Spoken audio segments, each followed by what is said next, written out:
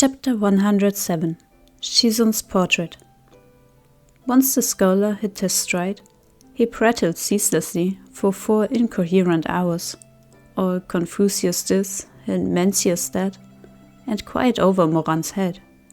It made Moran's head spin and his eyelids grew heavy, but he still had to feign interest. No easy feat, to be sure. However, when it came to faking attentiveness in lessons, Moran was highly skilled. First, he'd start with an "oh," paired with a furrowed brow, as if confused or unconvinced.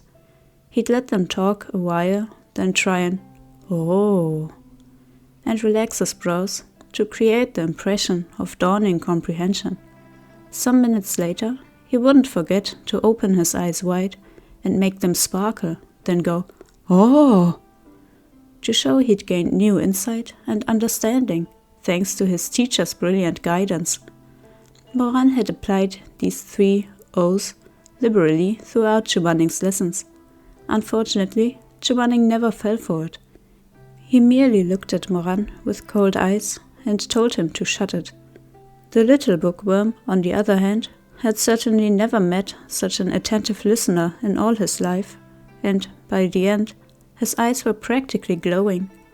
So delighted was he that his previous reservations and haughtiness evaporated, and he now only wished dearly that he'd met Moran sooner. "I understand now," Moran said with a smile. "Now that I've heard what you have to say, I can see that this painting is truly a priceless masterpiece." Had the little bookworm been alive, he would undoubtedly have blushed bright red. But even without the telltale flush, his excitement was obvious. He was so elated that he hardly knew what to do with his hands or where to put his legs. The scholar beamed like a little kid, his gaunt face alight. Moran had never seen such a happy ghost. That should do the trick. Moran rose and bowed respectfully. "It's getting late," he said. "I'm going to look around a bit more and find some place to stay. If the professor isn't too busy, I'll come again tomorrow." The scholar's smile grew even brighter at being called professor out of the blue.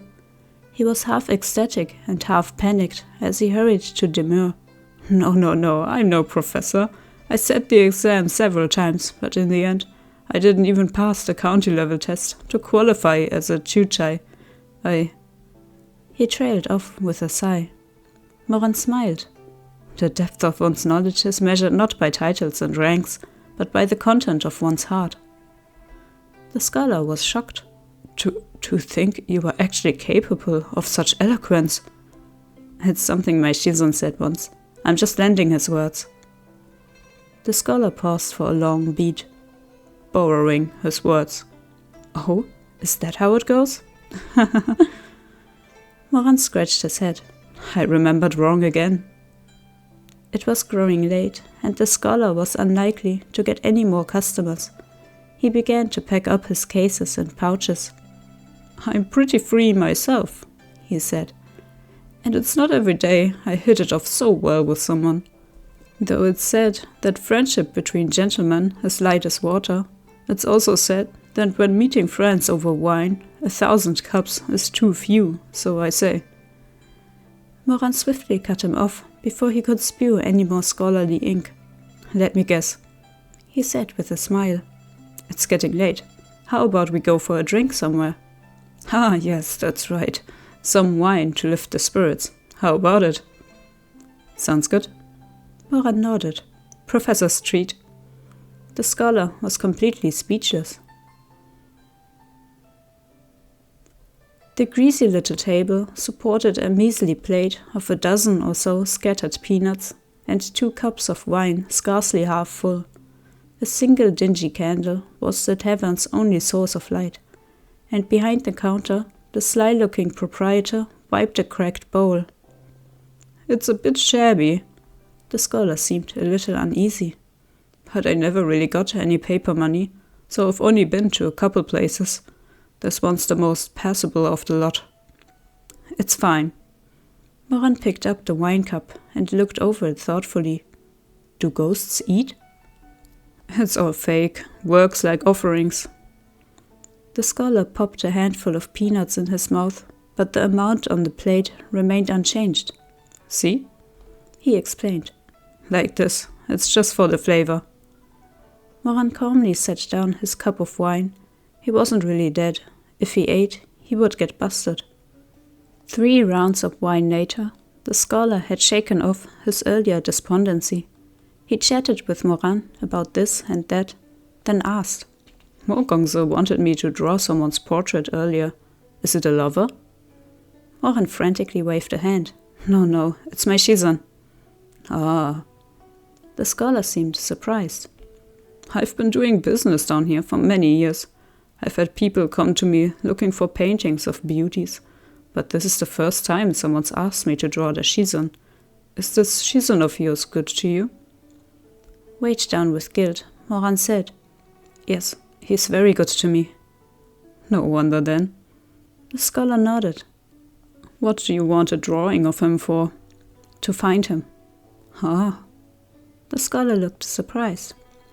"He's in the underworld too?" "Mm-hmm."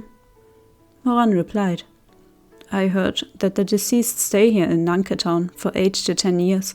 I'm worried about him, so I wanted to see if I could find him and keep him company." The scholar didn't doubt him in the least. In fact, he was rather moved. He mulled it over, then sighed. "Such devotion is hard to come by. All right, Mogongse, I'll do it for you." As he spoke, he got up and opened his case to retrieve his drawing tools. Moran was overjoyed.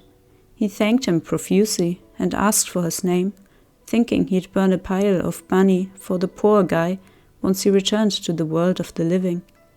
The pair exchanged effusive words of friendship as Moran helped the man spread out the paper and grind the ink. But as soon as they set to work, everything screeched to a halt. "My Shizun, Moran balled his hands into a fist and drummed it against his knee several times, but didn't manage to drum up a single spark of inspiration. He hesitated for a long while, sifting through every word in his pitiful vocabulary. At last, he managed to squeeze out, "He's beautiful. Please draw him." The scholar stared. "Well, draw." There was a long pause. "Beautiful in what way?" "Isn't it obvious? Just, beautiful. So draw him beautiful." "Yes, I know I'll draw him beautiful, but you know what? Never mind. What kind of face does he have?" "What kind of face?" Moran stared blankly.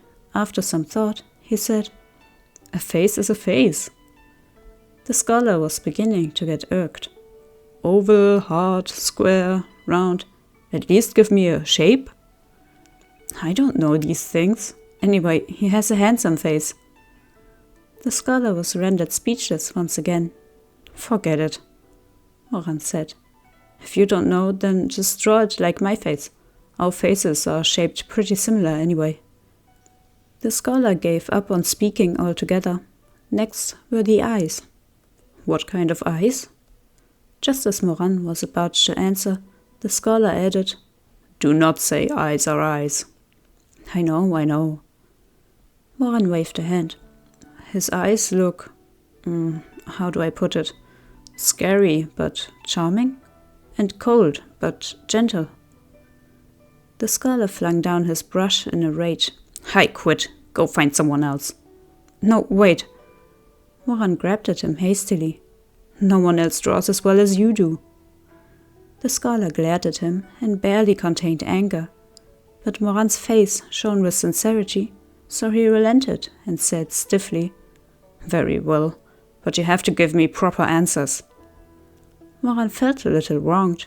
He'd thought his answers were perfectly fine. What about them hadn't been proper? But beggars can't be choosers. He nodded obediently and hugged the soul-calling lantern close. "So, the eyes." The scholar got back down to business. Leopard eyes, round eyes, almond eyes, phoenix eyes, or... Moran's head was spinning under the barrage of unfamiliar terms. He shook his head. Slit eyes? No, that's way too small. His eyes are upturned. I don't know what that's called, but they swoop upward really prettily. That's what phoenix eyes are. Moran opened his mouth, but seeing the scholar's face like a thundercloud ready to burst, promptly shut it again. All right, slit eyes, whatever you say. The scholar continued his questioning. Nose, high or flat? High. Lips, thin or full? Thin. Eyebrows, dense or sparse? Dense. Thick or thin? Average, I think. Wait, I know this one. He has sword-straight brows. Fine. The scholar laid down a few brush strokes. Any birthmarks on his face? Moran tilted his head in thought. Then his face reddened as he mumbled. Yeah. Where? On his left ear. Moran said haltingly. A tiny light-colored mole, and he's so very sensitive when kissed there. The scholar quirked a brow. And? Moran shook his head like a rattle drum, and his face turned even redder. Nothing. The scholar shot him a curious glance, but luckily the light in the tavern was dim, and he couldn't see how red Moran's face was. He dipped his brush in the ink again and asked, Usual attire? He likes to wear white, with his hair pulled up with a jade crown, or else in a high ponytail. Moran considered, then added, He also wears his hair down sometimes, and when he does, he looks really, don't say beautiful again. The scholar was at the end of his rope. Okay, handsome then. The scholar had no words. With that painful ordeal behind them, the drawing was finally complete. Moran blew the ink dry and lifted the paper to examine the work. It wasn't as handsome or beautiful as Chu Wanning, and didn't really look completely like him, but for his purposes it was passable. He smiled. Many thanks, Professor. It's great. I've just about drawn Pan An, Fan Li, Shi Zi, and Diao Chan. Any other legendary beauties I should add? Moran laughed. After I find Shizun, I'll be sure to thank you again properly. They drank and chatted until the skies grew dark, and when it came time to part ways in front of the tavern, Moran set off with Chu Wanning's portrait in hand. According to the scholar, there was a place on the 5th Street called Tailwind Hall that made business of investigating all kinds of things for Nanketown's new arrivals. He headed there without delay. Outside Tailwind Hall, a banner bearing a black serpent floated lightly in the breeze. When Moran pushed the door open and strode through, he was greeted by the sight of a long counter that stretched across the main hall. A dozen odd ghosts in orchard-red robes sat behind it, each wearing a wooden mask painted with a snarling face that concealed their real features from view. Before every masked ghost stood a long, meandering line of the deceased bearing assorted expressions and various requests. Hundreds of white wax candles hovered near the rafters of the building, casting overlapping shadows upon the overlapping dead. The place was packed, and ghosts came and went without pause. Sir, can you help me find my younger brother? His name is Chang Bai from Gusu. He was 21 years old when he died. You have a portrait? No. That's fine, but it'll cost 10 times as much. Farther along the counter. Look, laddie. The masked ghost cleared her throat, her voice clear and crisp. Sorry, didn't know you was Missy. It's like this. So, when I died, that wife of mine said she definitely won't remarry. But I've been seeing her and my little bro making eyes at one another a while now, and I just can't accept that. So, can you help me check and see if she's been proper widow up there, or if she ran off with my little bro? Here's a price list for the investigation of matters of the living world. Please take a look. And on the other side, Excuse me, I liked a girl when I was alive, but she was from a wealthy family. I was just a poor scholar who couldn't even pass the imperial exam, and I didn't even have the guts to confess to her, so I didn't stand a chance. She got married eventually. At first, I was happy for her, but it turned out that the guy was already married." The ghost sighed. "There was an accident, and she passed on before me. I want to ask about 2 things. The first is her current whereabouts, and the second is if we'll be fated in our next life." "We can certainly investigate matters of the next life. However, the cost will not be in money, but in years of your lifespan from your next life. As for the lady's whereabouts, please provide her name and portrait." "Oh, okay. I have her portrait here. Her surname is Yao, given name Lan." There were ghosts chattering away like this at every counter. Even when their bodies had long rotted, they couldn't relinquish their worldly attachments. Moran walked a circuit around the room, clutching his lantern and peering left and right. He noted that in exchange for answers, the people of Tailwind Hall only took 2 things in payment: money or years of lifespan. He had no money, but if he let them take years from his lifespan, they might discover he was a living person who had infiltrated the underworld. He grew increasingly fretful and cursed Master Huaizui for not having the foresight to give him some paper money for such a situation. He looked again at the price list. The cost of simply inquiring after someone wasn't particularly high. Moran made up his mind and ran back toward the tavern. It took a bit of searching to locate the scholar again, and every ounce of his persuasive power to convince the man to lend Moran a few meager silvers. Money in hand, Moran returned to Tailwind Hall.